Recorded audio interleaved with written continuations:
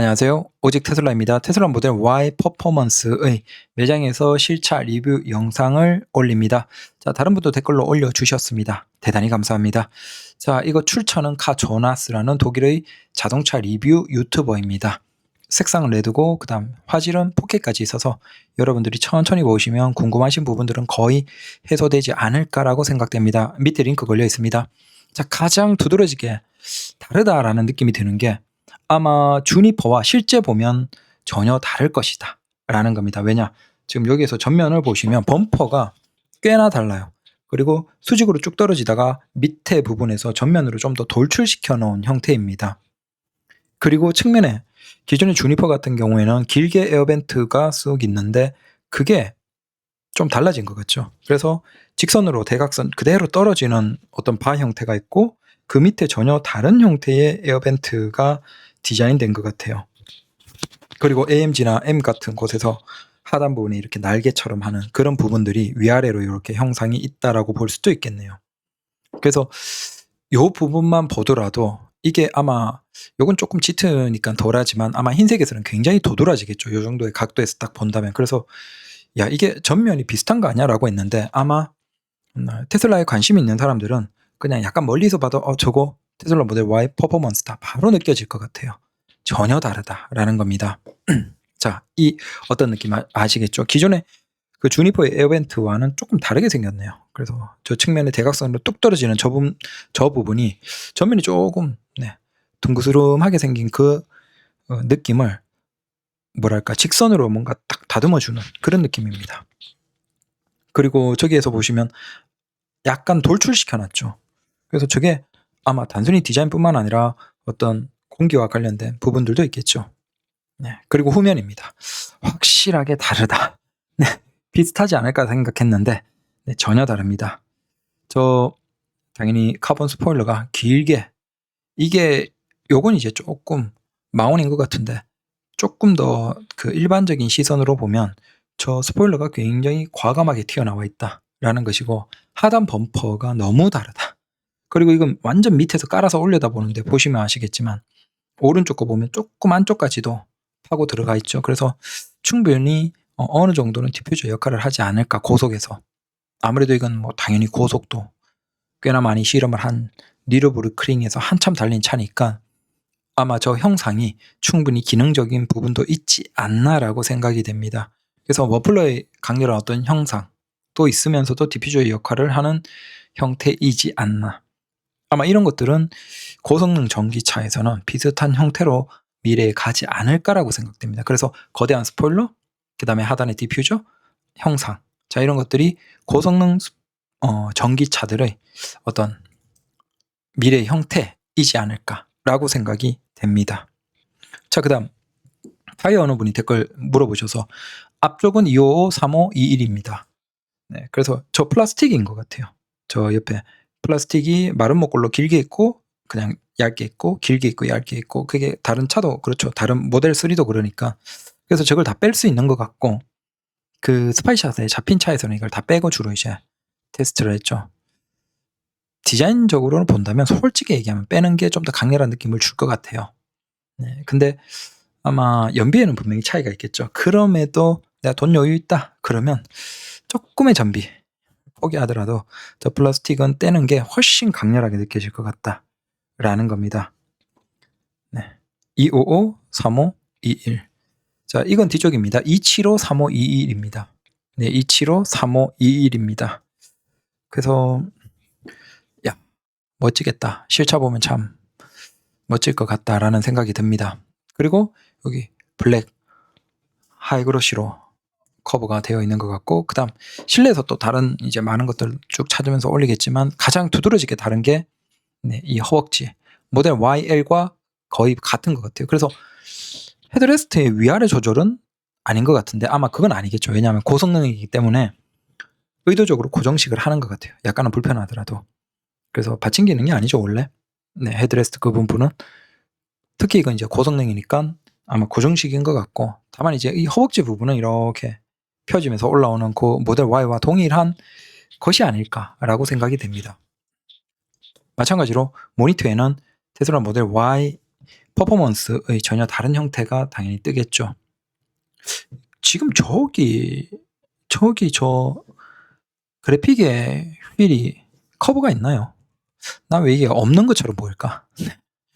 그래서 여러분들 밑에 링크를 가시면 좀 더 자세하게 보실 수 있습니다. 실내에서는 뭐 모니터가 또렷하게 달라져 있고, 그 다음 시트의 아래 받쳐주는 부분, 그 다음 위쪽에 시트는 뭐 이게 달라진지 아닌지는 모르겠습니다. 그건 또 찾아보고. 그래서 확실하게 느낌이 다르다. 요 전면이 다르죠. 그래서 주니퍼와 똑같이 보이지 않을까? 돈이 좀 아깝지 않을까라는 생각은 전혀 하실 필요 없다. 실차를 딱 놓고 보면 정말 다른 느낌의 차일 것 같다라는 겁니다. 결국은 이제 가격이죠. 이게 유럽은 뭐 1억이 넘지 않냐, 우리가 무슨 7천대냐 라고 하시겠지만, 이제 거기는 이제 기본적으로 후륜도 7천입니다. 그래서 그러니까 가격대 모델 Y RWD와 그 다음 모델 Y의 퍼포먼스의 가격 차이를 바탕으로 모델 Y RWD가 대략 한 70 몇 프로대입니다. 72%대, 73%대. 그 비율 정도로 해서 보면 국내에서 만약에 딱 그 비율로 보면 7,299, 7,199 요 정도일 수 있고, 근데 한국은 모델 Y RWD가 전 세계에서 가장 중국 제외하면 저렴한 곳이기 때문에 그걸 감안하면 한 7,499, 7,599일 수도 있겠죠. 그래서 7,000 초반 아니면 7,000 후반 그 사이가 아닐까라고 예상이 됩니다. 이러거나 저러거나 솔직히 이게 이제 나중에 성능 같은 것들도 쭉 비교하겠지만 제로백만 보더라도 3억이 넘는, 이제 국내에서는 가격이 올라서 살려면 3억이 넘는 람보르기니의 우루스와 가장 대비가 되겠죠. 물론 그렇게 비교하면 현대의 아이오닉 5N도 있지 않냐? 그것도 충분히 성능으로는 우루스와 거의 비슷하거나 더 나은데 라고 하시겠지만, 네, 그건 뭐 제가 알바노인 거고. 그리고 특히 이건 이제 뭐 미국 같으면 이제 다른 나라도 시작되지만 FSD 같은 것들 켜놓으면, 자, 이게 뭐랄까 가장 합리적이면서 이상적이면서도 거의 끝까지 다 땡겨 쓴 거죠. 내가 만약에 밟고 싶을 때는 공간이 충분하면서도 일단 내가 밟고 싶다 그러면 제로백 3.5초대 미만의 차가 되는 거예요. 정말 어마어마하게 빠른 거죠. 덩치가 큰데도 불구하고. 그건 람보르기니 우루스와 거의 제로백이 같습니다. 근데 그건 3억대, 이건 뭐 비싸봤자 8천 아니면 7천대 나오겠죠. 자, 그래서 이 정도의 람보르기니 우루스와 동일한 엄청난 성능의 차다. 근데 거기에 심지어 이건 SUV예요.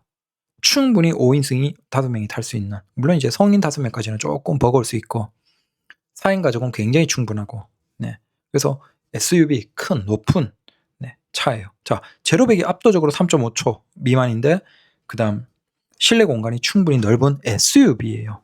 게다가 트렁크를 열면 해치백 스타일로 굉장히 넓게 트렁크는 개방돼서 실용성이 매우 뛰어납니다. 2열을 폴딩을 하면 엄청나게 넓은 실내, 뭔가 더 적재할 수 있는 공간이 나오고, 당연히 트렁크도 있겠죠. 게다가 이건 전기차인데 전비가 굉장히 뛰어납니다. 그래서 제로백이 3.5초 미만으로 엄청난 가속 성능이나 그럼에도 불구하고 그렇게 밟고 달리는데 비용은 정말 말도 안 되게 저렴한 거죠. 웬만큼 때려 밟아도 가솔린보다는 훨씬 저렴하겠죠. 일반적인 가솔린 2000cc 차량보다도 비용이 적게 드는 거예요. 이게 사실은 전통적인 관점에서 자동차에서 고성능이라고 하면 당연히 고성능이 비싸면서도 그 고성능은 많은 비용을 지불해야 돼요. 그래서 돈 있는 사람이 고성능을 타는 거죠. 근데 이건 7천만 원대가 싼 건 아니에요. 그럼에도 불구하고 일반인으로서는 충분히 한번 큰맘 먹으면 도전해 볼 수 있는 차죠. 게다가 이건 중고 가격도 어느 정도 유지가 되면서도 유지 비용도 굉장히 저렴하죠. 그렇기 때문에 거의 일반인으로서는 가장 상한선의 어떤 슈퍼카가 아닐까. 그렇죠. 실제 뭐 세단을 제외하고 SUV 슈퍼카에서 웬만한 브랜드들도 다 이것과 거의 동력 성능이 비슷하니까. 근데 이건 심지어 공간도 많은 데다가 여기다가 한 1,000만 원 더 주면 뭐 멀지 않은 미래에는 이제 어디 장거리를 피곤하다 내가. 그러면 그냥 FSD 걸어놓고 너무나 편하게, 너무나 조용한, 아마 차음도 엄청 잘 되겠죠. 그럼 그 조용한 편한 환경에서 네, 내가 뭐 30분이 됐든 2시간이 됐든 너무 편하게 목적지까지 이동할 수 있고 근데 좀 가다가 저기 빠방 방구 좀 끼는 재밌는 차가 가네?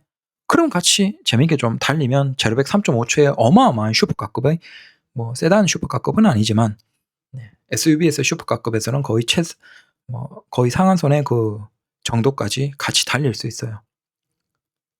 그러다가 또 이건 휴게소에 쉴 때는 모니터를 통해서 유튜브 컨텐츠 같은 것들을 굉장히 재미있게 볼 수 있고 그러다가 또 어디 쭉 여행 가다가 조금 피곤하다 그러면 잠깐 세워놓고 뒷좌석 폴딩해서 아주 편하게 누워서 실내 공간에서 잠깐 가족들이나 뭐 쉴 수도 있고